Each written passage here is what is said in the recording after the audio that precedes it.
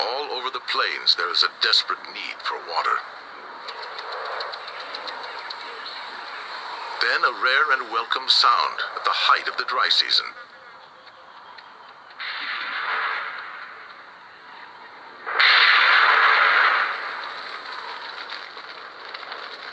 In a cruel twist of fate, this storm brings not rain, but fire.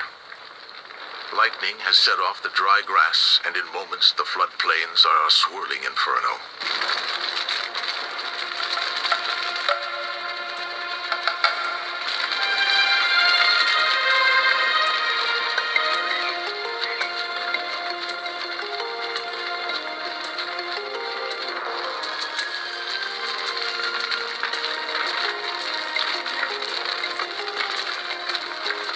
The frantic pangolin desperately tries to outrun the flames.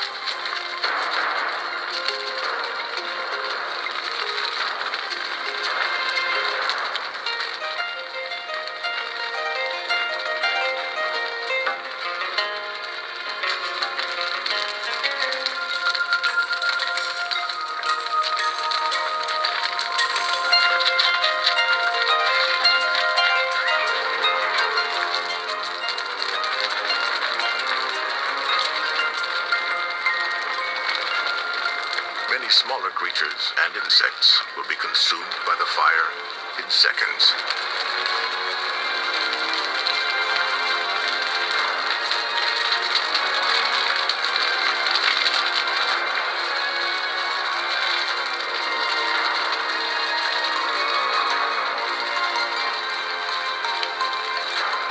The wildfire races across the Okavango, setting palm and papyrus ablaze.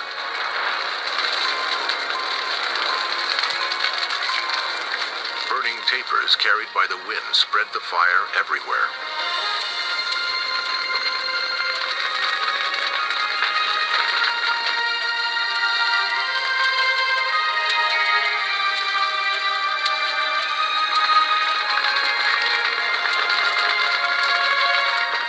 The wild dogs know from experience not to run in panic.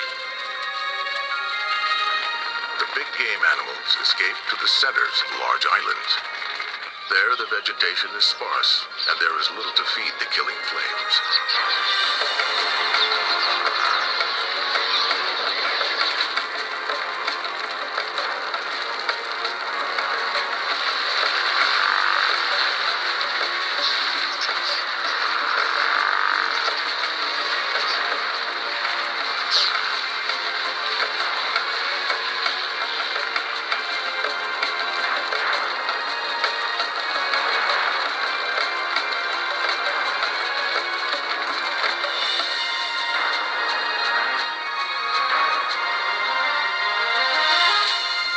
Fire rages for days.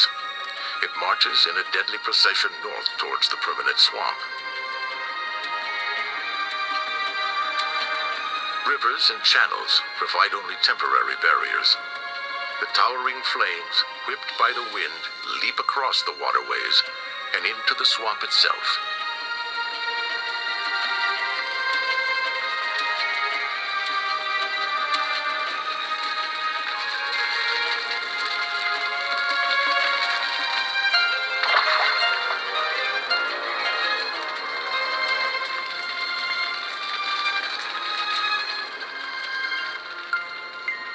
The fire is over.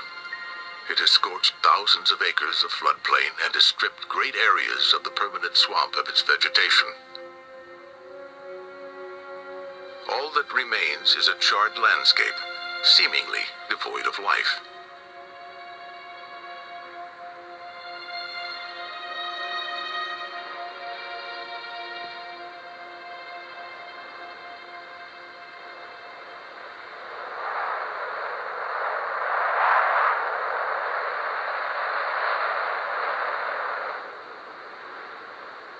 Fire can be good for the delta, clearing away dead vegetation and prompting the growth of new grass.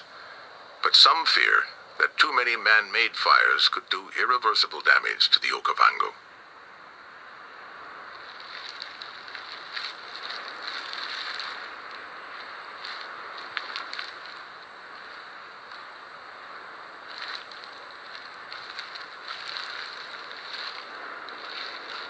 pangolin is a survivor, having found refuge in an underground burrow.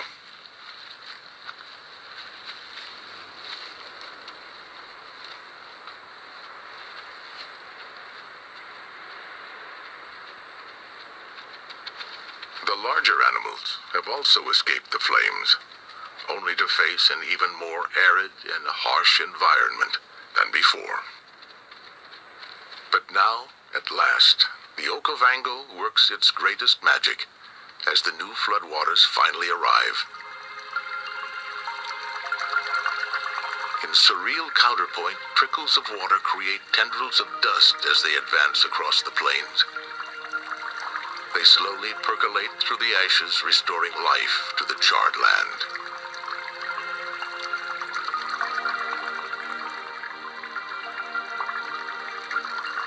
Only inches deep in places, the new flood spreads out across the land.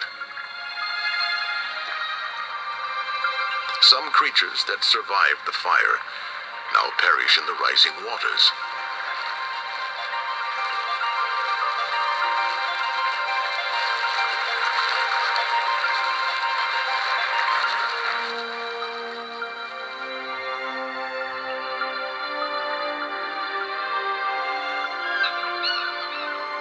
The waters of the Okavango have come 1,000 miles from the mountains of Angola.